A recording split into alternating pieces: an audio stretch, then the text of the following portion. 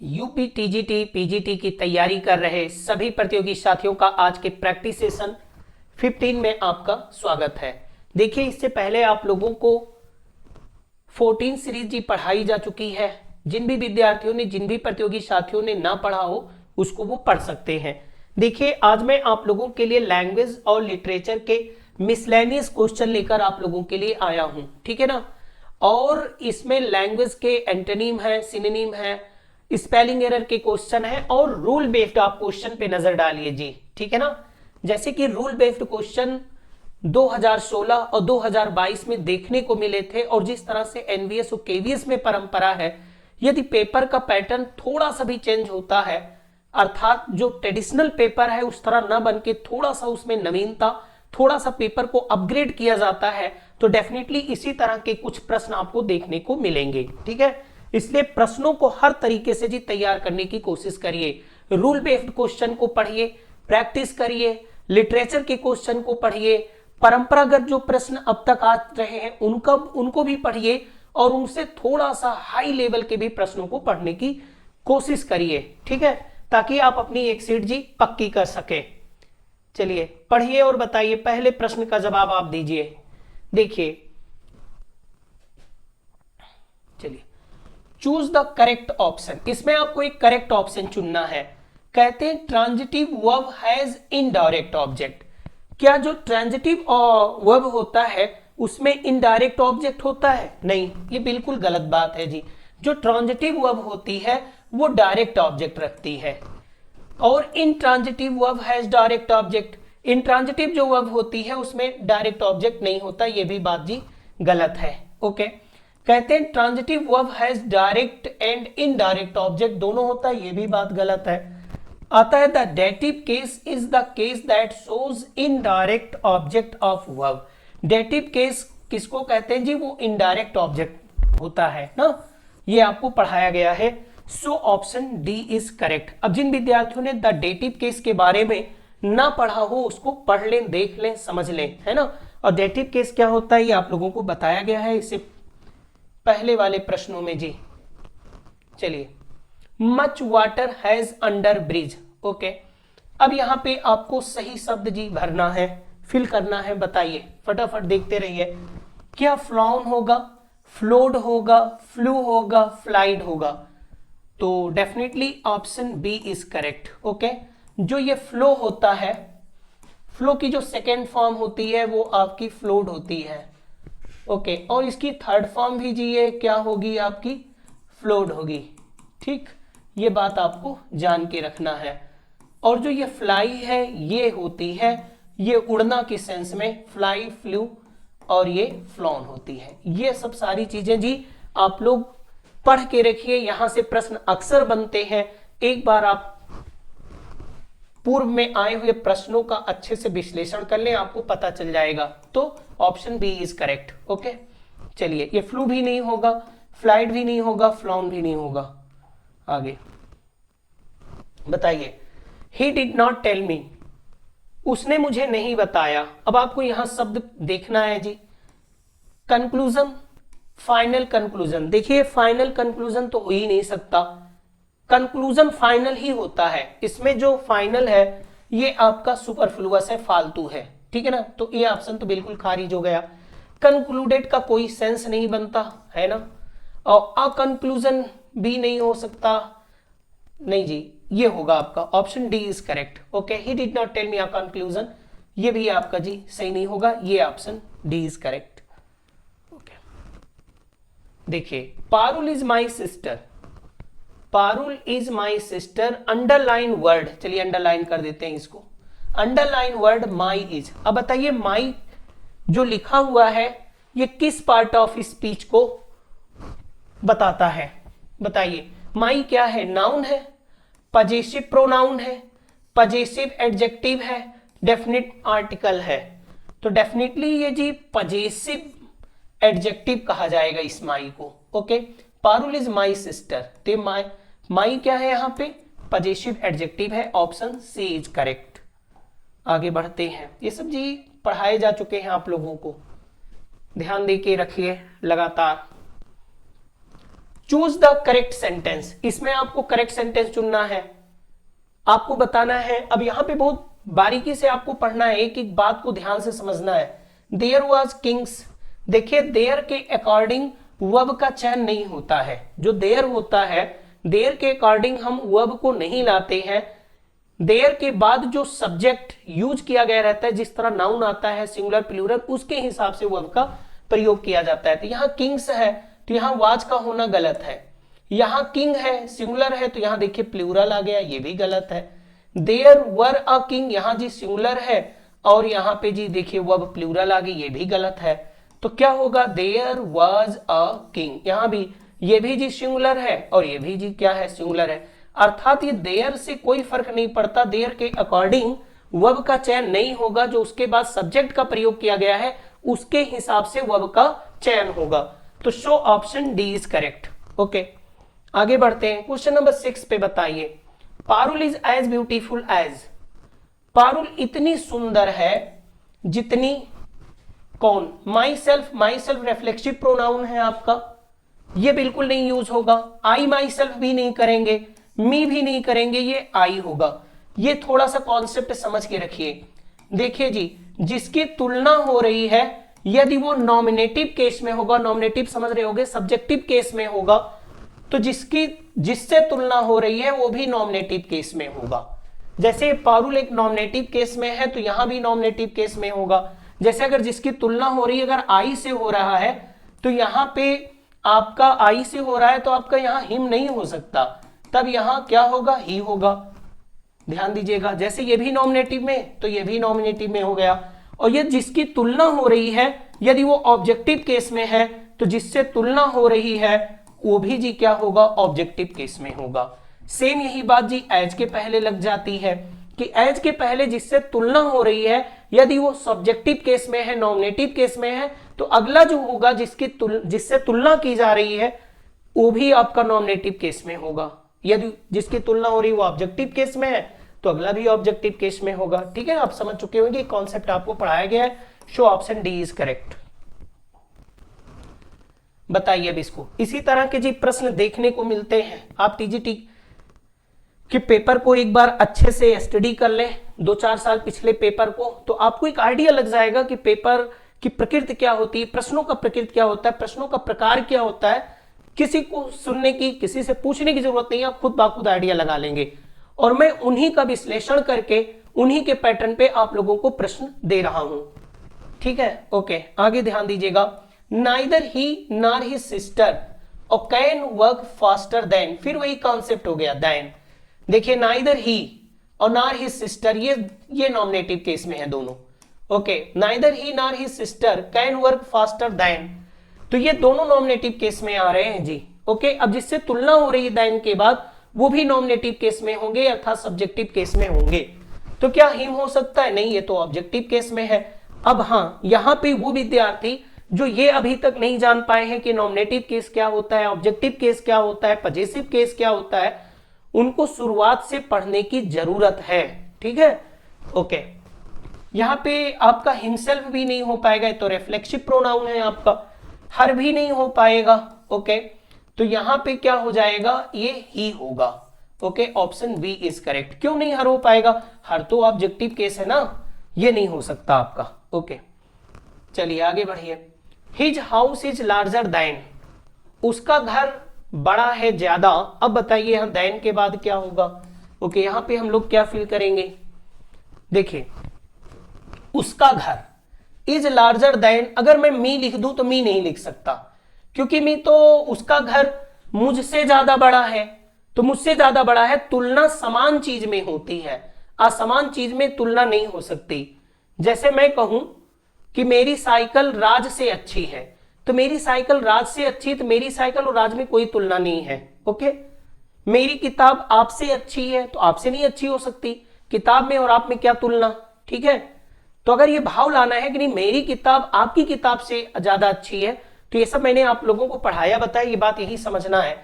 आई भी नहीं हो सकता, अगर आप आई कर दोगे तो उसका घर मेरे से अच्छा है, ते भी नहीं हो सकता। यहां माई भी नहीं हो, ये माइन होगा। क्यों, क्योंकि जब हम यहां पे माइन लिखेंगे तो माइन का मतलब ही हो जाएगा यहां पे माई हाउस। ओके, समझने की कोशिश करिए। तो यहां पे आपका option D is correct. Okay, यहां आप माई कर दोगे कि माहीज हाउस इज लार्जर देन माई, उसका घर मेरे से अच्छा है, तो माई माई के बाद या तो आपको हाउस लाना होगा और यहां पे है नहीं वो ऑप्शन में, तो ये माइन आपका सही होगा। ठीक है, ये सब कॉन्सेप्ट आप लोगों को पढ़ाए गए हैं। जिन भी प्रतियोगी साथियों ने ना पढ़ा हो उसको वो पढ़ सकते हैं। मैं इससे पहले की क्लास आप लोगों को इन सब के बारे में पढ़ा चुका हूं जी। ओके, ध्यान दीजिएगा। कहते हैं this is a laptop, underline word is, बताइए दिस इज अ लैपटॉप, ये लैपटॉप है, अंडरलाइन वर्ड इज, ये जो अंडरलाइन वर्ड है दिस है, बताइए क्या है, दिस इज अ लैपटॉप। तो दिस क्या है, क्या ये नाउन है, ये प्रोनाउन है, आर्टिकल है, पजेसिव प्रोनाउन है। तो देखिए नाउन तो है नहीं, ये आर्टिकल भी नहीं है, आर्टिकल तो ए होता है और एन होता है इंडेफिनिट आर्टिकल, और होता है डेफिनिट आर्टिकल, ये तो दा होता है, आर्टिकल भी नहीं है। पजेसिव प्रोनाउन नहीं हो है जी, पजेसिव प्रोनाउन होता है अधिकार बताने वाला, अधिकार जताने वाला, ये सब आपको पढ़ाया गया है। तो ये ऑप्शन बी इज करेक्ट। यहां पे दिस क्या है, एक प्रोनाउन है। ओके, डेमोन्स्ट्रेटिव प्रोनाउन, आपने सुना होगा नाम इसका। आगे क्वेश्चन नंबर 10 पे आइए। This car is yours, underline word is. अब यहां पे दिस क्या है, यहां पे दिस क्या है, बताइए। वहां तो दिस क्या था, डेमोन्स्ट्रेटिव प्रोनाउन था, और दिस कार इज योर्स, ये कार आपकी है। बताइए यहां पे दिस क्या है, दिस यहां पे नाउन भी नहीं है। अब यहां पे दिस जी प्रोनाउन नहीं है, ठीक है, यहां पे दिस प्रोनाउन नहीं है अब आपका। ओके, अब यहां पे दिस आर्टिकल भी नहीं, यहां पे दिस क्या है, एडजेक्टिव है, क्योंकि कार हो गई नाउन, और नाउन के जो पहले कोई भी शब्द आता है वो एडजेक्टिव होता है, मतलब कि उसकी विशेषता बता रहा है। दिस कार, ये कार। ओके, एक पर्टिकुलर कार की बात हो रही है, तो यहां पे दिस क्या हो गया, एडजेक्टिव हो गया आपका।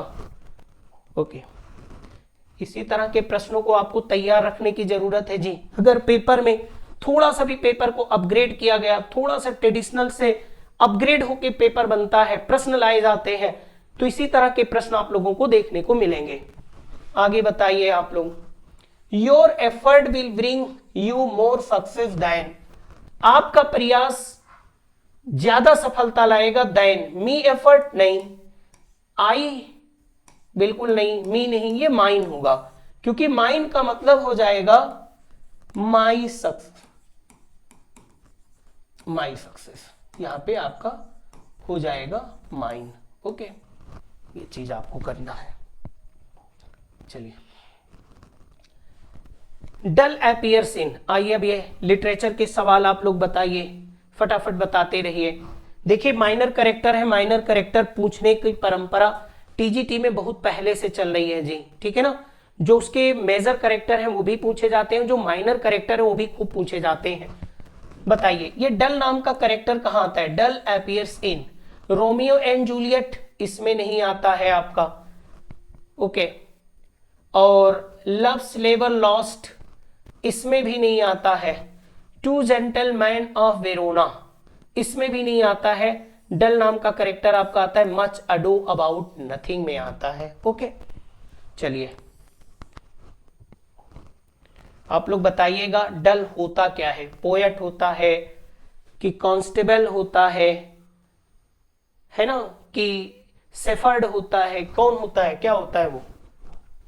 इन शेक्सपियरियन सॉनेट्स, देखिए क्वेश्चन पे देखिए बहुत कुछ आपको सीखने को मिलेगा। सॉनेट नंबर 19 यानी सॉनेट नंबर 19 में कितनी लाइन है जी, 15 लाइन है। वैसे तो सॉनेट 14 लाइन की होती है, लेकिन सॉनेट नंबर 99 में आपको 15 लाइन देखने को मिलती है जी, 15 लाइन। और कह रहा है एंड सॉनेट 126 है जी, और सॉनेट नंबर 126 में ये बताइए कितनी लाइन आपको देखने को मिलती है। 16 लाइन नहीं जी, बिल्कुल नहीं। 14 लाइन ये भी नहीं है, 13 लाइन ये भी नहीं है। Option A is correct, 12 line आपको देखने को मिलती थी। ये बात आपको दिमाग में रखना है कि सॉनेट नंबर 99 में 99 में 15 लाइन की सॉनेट होती है, और सॉनेट नंबर 126 में आपको 12 लाइन देखने को मिलती है। Okay, who is antisemite. अब एंटीसिमाइट शब्द को भी आपको समझना होगा। एंटीसिमाइट का मतलब होता है यहूदी विरोधी, वह व्यक्ति जो यहूदी विरोधी हो। यहूदी विरोधी, जो यहूदियों का विरोध करता हो। एक शब्द इसको भी याद रखिए,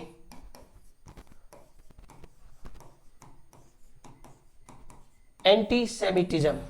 इसका मतलब होता है यहूदी का विरोध जो होता है एंटीसेमिटिज्म कहलाता है, और एंटीसेमाइट का मतलब होता है यहूदी विरोधी। तो who is antisemite in the Merchant of Venice? Clear हो गया होगा।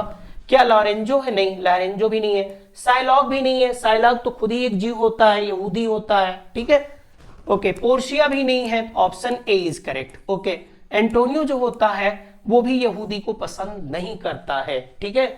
ओके, आगे भी ध्यान दीजिएगा क्योंकि इसमें साइलॉग को क्रिश्चियन बनाने की भी कोशिश होती है लास्ट में, ठीक है ना। ओके,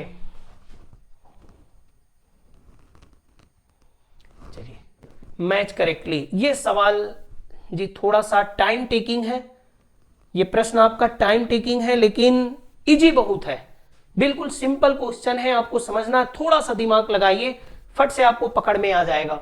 यहां पे ध्यान दीजिएगा, इस ऑप्शन पे, यहां से नहीं। देखिए इसमें, देखिए द मर्चेंट ऑफ वेनिस है, मच एडो अबाउट नथिंग है, लव्स लेबर लॉस्ट है, हैमलेट है, और इसमें 4 सीन आपकी दी गई है। कौन सी सीन कहां पे आती है, इसका आपको सही ऑप्शन का चुनाव करना है। तो पहले हम लोग पहले को देखिए जी जरा, क्या द मर्चेंट ऑफ वेनिस में पहले में क्या ये डी कह रहा है, तो डी कहां है? देखिए ये आया। क्या Hamlet the Merchant of Venice में ट्रायल सीन है जी? बिल्कुल है, द मर्चेंट ऑफ वेनिस में ट्रायल सीन होती है। ओके, जिसमें पोर्शिया वकील के वेश में जाती है और एंटोनियो को डिफेंड करती है, समझ गए होंगे। ओके, तो ये तो ट्रायल सीन होता है। और मच एडो अबाउट नथिंग में दूसरा सी है आपका, तो वेडिंग सीन भी होती है मच एडो अबाउट नथिंग में। और लव्स लेबर लॉस्ट में तीसरे में क्या है जी? तीसरे का ए देखिए आप। ओके, ए में क्या है? इव्ज ड्रॉपिंग सीन, ये भी सही है। और 4 हैमलेट में क्या होता है? ये देखिए 4 का वी, ये आपका ये ड्वेल सीन। तो इसमें जी द्वंद्व भी होता है, लार्टीज और हैमलेट के बीच में द्वंद्व होता है, द्वंद्व युद्ध होता है जी, ठीक। तो देखिए कितना आसान था, क्यों आपने फटाफट इसको मिला लिया। ऑप्शन ए इज करेक्ट, बाकी ये सब गड़बड़ है। ओके, ध्यान दीजिएगा। इसी तरह के जी प्रश्न आते हैं तो वो थोड़े से टाइम टेकिंग होते हैं। जो प्रतियोगी साथी होते हैं इनको देखते ही कभी कभी घबरा जाते हैं कि नहीं, बड़े पैनिक हो जाते हैं, नहीं ये तो बड़ा कठिन सवाल आ गया, जबकि कठिन कुछ भी नहीं होता है। पेशेंस रखिए, थोड़ा सा दिमाग लगाइए, कुछ भी कठिन नहीं है। ओके, आगे बढ़ते हैं। क्वेश्चन नंबर 16 में आइए। कहते हैं doctor keys, simple and Fenton appears इन। बताइए, डॉक्टर कीज भी होते हैं, सिंपल भी होता है, एंड फेंटन अपीयर, ये 3 कैरेक्टर हैं, कहां आते हैं? The Merry Wives of Windsor में आते हैं, कि मच एडो अबाउट नथिंग में आते हैं, कि द टेमिंग ऑफ द श्रू में आते हैं, श्रू है। ओके, लव्स लेबर लॉस्ट इसमें भी नहीं आते, इसमें भी नहीं आते, मच एडो अबाउट नथिंग में भी नहीं आते। ये डॉक्टर कीज और सिंपल एंड फेंटन ये आते हैं आपके the Merry Wives of Windsor में आते हैं। ओके, अच्छा बताइए, डॉक्टर कीज जो होता है कौन सा डॉक्टर होता है? इंग्लिश होता है, स्कॉटिश होता है, कि ये फ्रेंच होता है, कि जर्मन होता है? बताइएगा आप लोग फटाफट। Okay, doctor keys. चलिए क्वेश्चन नंबर 17 पे आइए। बोरासियो एंड मार्गरेट अपीयर्स इन। बताइए, बोरासियो एंड मार्गरेट कहां आते हैं, किस प्ले में आपको देखने को मिलते हैं?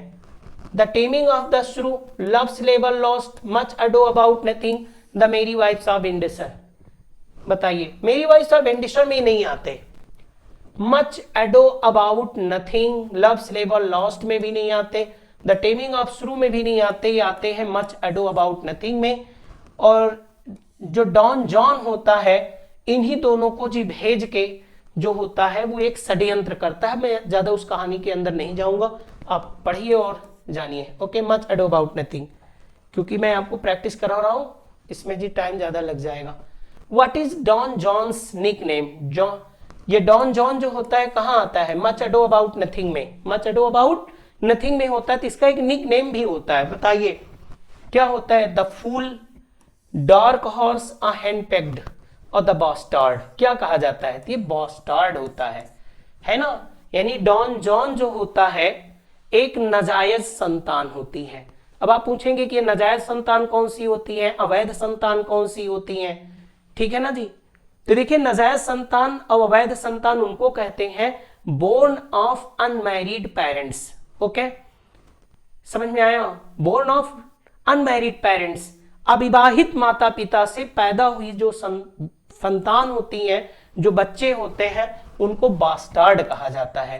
यानी बास्टार्ड के माता पिता का आपस में विवाह नहीं हुआ रहता है, ठीक है ना। ओके, वो लव चाइल्ड होते हैं। चलिए ध्यान दीजिएगा, इस शब्द को मैं पढ़ा चुका हूं। Okay, love child. चलिए आगे बढ़िए आप लोग, 19 में आइए। Choose the incorrect sentence. अब इसमें आपको इनकरेक्ट सेंटेंस का चुनाव करना है। ओके, बताइए, choose the incorrect sentence. We enjoyed the party last night, ये बिल्कुल सही है। अब आप लोग देख रहे होंगे कि नहीं, एंजॉय के बाद आप रिफ्लेक्सिव प्रोनाउन तब लेंगे जब वहां पे ऑब्जेक्ट नहीं होगा।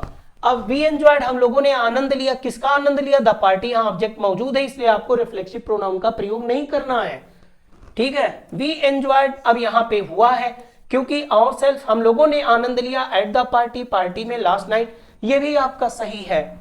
और ही रिजाइंड हिमसेल्फ, यहां भी रिफ्लेक्सिव प्रोनाउन का प्रयोग सही हुआ है। टू हिज फेलियर, ये भी सही है।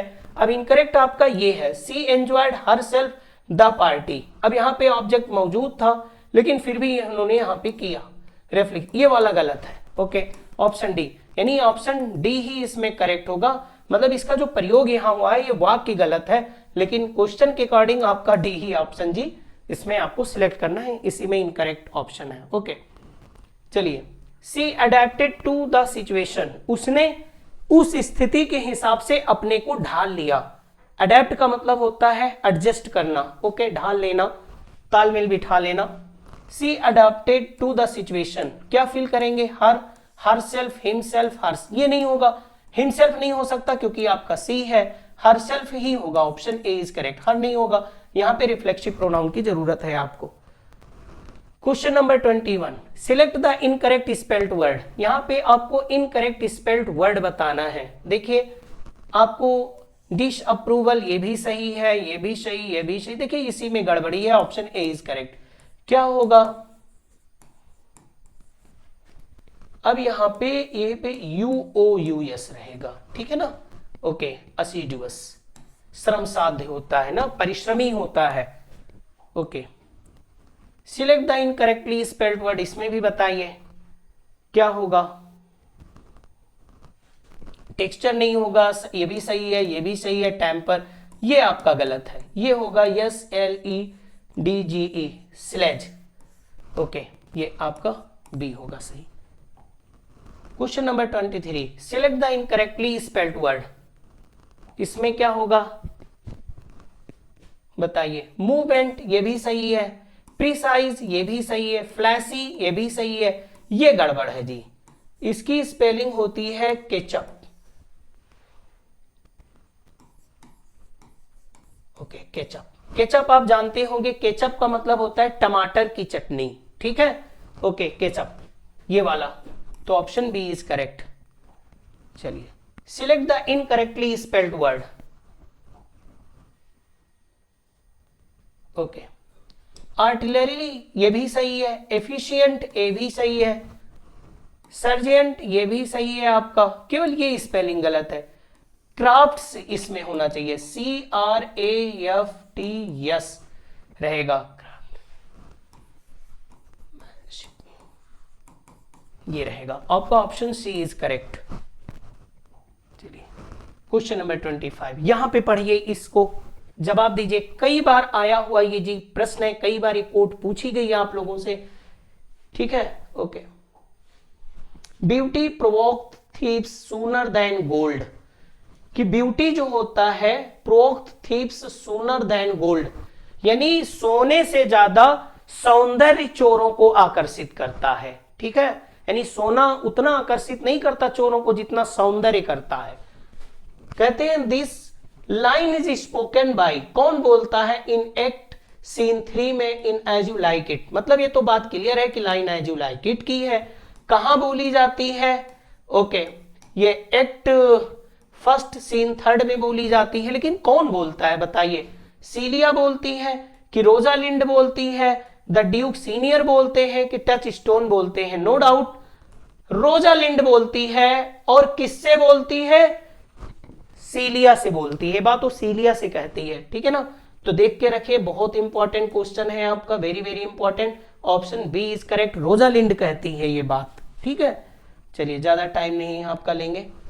How bitter a thing is to look into happiness through another's man's eyes. Okay, दूसरे की आंखों से खुशियों को देखना, ये कौन कहता है? फेवी कहता है? नहीं, सीलिया भी नहीं कहती, टच स्टोन भी नहीं कहता, ये बात आपका ऑरलैंडो कहते हैं, ठीक है? ओके, आगे बढ़ते हैं। Question number 27, good wine needs no bush. Okay, ये कौन कहता है? तो this line is spoken by, ये भी जी आपकी रोजालिंड ही कहती है। दोनों कोट वेरी इंपॉर्टेंट, कई बार बन चुके हैं। ब्यूटी प्रोवोक्स, है ना? थीप्स बेटर देन गोल्ड, ये भी रोजालिंड कहती है। और good wine needs no bush, ये भी जो होती है वो रोजालिंड कहती है। एज यू लाइक इट में बताया जा चुका है आपको। आगे बढ़ते हैं हम लोग। Where does Jax decide to go at the end of the play? Jaques जो एक कैरेक्टर होता है वो एज यू लाइक इट में नाटक के अंत में कहां जाने का निश्चय कर लेता है, कहां जाने को सोचता है? बताइए। Forest, palace, monastery, Paris. कहते हैं फॉरेस्ट भी नहीं जाने को सोचता, पैलेस भी नहीं, पेरिस भी नहीं, वो मोनेस्ट्री जाना चाहता है, मठ को चले जाना चाहता है। चलिए, upon his father's death, very important question. ऐसे ही प्रश्न देखने को अक्सर मिलते हैं अब जीटी पीजीटी में, ओके? और बनते हुए गेम को कभी कभी जी आपके बिगाड़ भी देते हैं, इसलिए बहुत ही ध्यान से इनको पढ़ने सीखने की जरूरत होती है। Upon his father's death how much was Orlando bequeathed, मतलब ऑरलैंडो अपने पिता से विरासत में कितना क्राउन प्राप्त करता है? ओके, ऑरलैंडो को कितने क्राउन मिलते हैं जी? 1000 crowns, 500 crowns, 2000 crowns, 3000 crowns. No doubt 1000 crowns होते हैं, ये वहां की करेंसी रही होगी जी, ठीक है ना? ओके, कहते हैं question number 30, Orlando प्रोफेसेस his love for Rosalind. बताइए, ऑरलैंडो जो होता है रोजालिंड के प्रति अपने प्रेम का उद्गार कैसे करता है, अपने प्रेम को कैसे जी व्यक्त करता है, किस तरह करता है? क्या वो रोजालिंड को एक पत्र भेजता है? कहते हैं by sending a love letter, बिलेटो, इसको जी हम लोग कहते हैं लव लेटर, ओके? समझे रहिए। तो सेंडिंग अ लव लेटर, क्या ऑरलैंडो रोजालिंड को एक प्रेम पत्र भेजता है? नहीं, बिल्कुल नहीं, इस तरह अपना प्यार का इजहार नहीं करता वो। किसिंग हर लिप, उसके ओठों को चूमकर अपने प्रेम का इजहार रोजालिंड के प्रति करता है? नहीं, बिल्कुल नहीं। तो क्या hanging poems on trees, okay? यानी पोएम लिखता है और उसको पेड़ पर जी लटका देता है, पेड़ पर लिख देता है ना? तो इस तरह से वो अपने प्यार का इजहार करता है। Option C is correct. Giving a black rose, एक काला रोज नहीं देता जी, ओके? समझ में आया कि नहीं आया?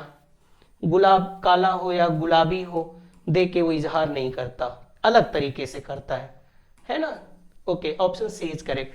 देखिए, आज मैं आप लोगों के लिए इन 30 क्वेश्चंस को लाया हूं, और इसी तरह से आप लोग चैनल से जुड़िए, और आगे मैं आप लोगों के लिए प्रश्नों की संख्या बढ़ाता जाऊंगा, जिसमें लिटरेचर और लैंग्वेज दोनों प्रश्न होंगे, और प्रश्नों को अच्छे लेवल पे लाने की कोशिश की जाएगी, ठीक है ना? आप लोग चैनल से जुड़िए और अपने मित्रों के साथ शेयर कीजिए, ठीक है ना? ताकि मैं आप लोगों के लिए लगातार इसी तरह की क्लास लेकर आता रहूं।